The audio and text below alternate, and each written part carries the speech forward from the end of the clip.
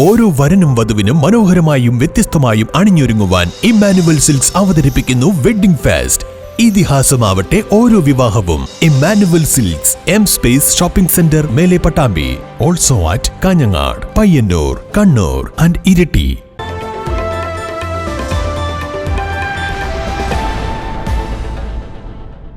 Koppam police സ്റ്റേഷനിലേക്കും കോൺഗ്രസിന്റെ നേതൃത്വത്തിൽ മാർച്ച് നടത്തി. മാർച്ച് തടഞ്ഞതിനെ തുടർന്ന് ഉന്തും തള്ളുമുണ്ടായി. കൊപ്പം ഗവൺമെന്റ് ആശുപത്രി പരിസരത്തു നിന്നും പ്രകടനമായാണ് പ്രവർത്തകർ എത്തിയത്. പോലീസ് സ്റ്റേഷന് സമീപം റോഡിൽ മാർച്ച് തടഞ്ഞു. ഇത് ഏറെ നേരം ഉന്തും തള്ളിനുമിടയാക്കി.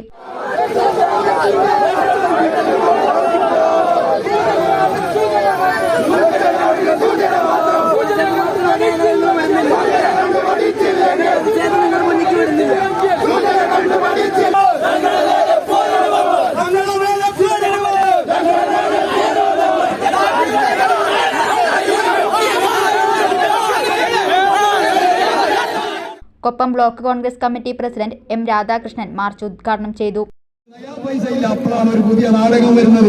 നമ്മളെ പത്ര മാധ്യമ സുഹൃത്തുക്കളൊക്കെ പറയുന്നു ഇതൊരു അന്തർധാര നാടകമാണ്. എന്താണ്? കേരള ഗവർണറും CPM-ന്റെ മുഖ്യമന്ത്രിയായ പിണറായി വിജയനും തമ്മിലുള്ള ഒരു അന്തർധാര. എന്താ പറയുന്നത്? ഒരു ഗവർണർ പറയാ, ഞാൻ തെരുവിലേക്ക് ഇറങ്ങും, തടിക്കാൻ ധൈര്യമുണ്ടെങ്കിൽ വന്നു. ഭരണഘടനാ സ്ഥാപനത്തിന് പോലും അപമാനമായി മാറി ഗവർണർ. ഞങ്ങൾ ഗവർണറെ പിന്തുണയ്ക്കാൻ തയ്യാറല്ല.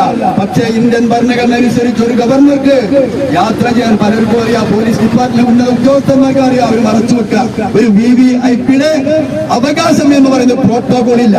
പ്രോട്ടോകോൾ പറയുന്നത് പോലീസ് ഉദ്യോഗസ്ഥന്മാർക്ക്.